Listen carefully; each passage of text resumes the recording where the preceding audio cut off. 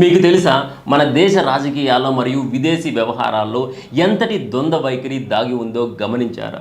2012వ సంవత్సరంలో అమెరికా దేశం నుంచి ఒత్తిడి మరియు వారి బెదిరింపులకు భయపడిపోయాయి.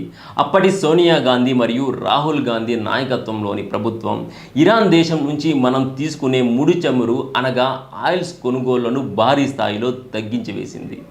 ఆ రోజుల్లో అగ్రరాజ్యాల ముందు మోకరిల్లిన చరిత్ర వారిది.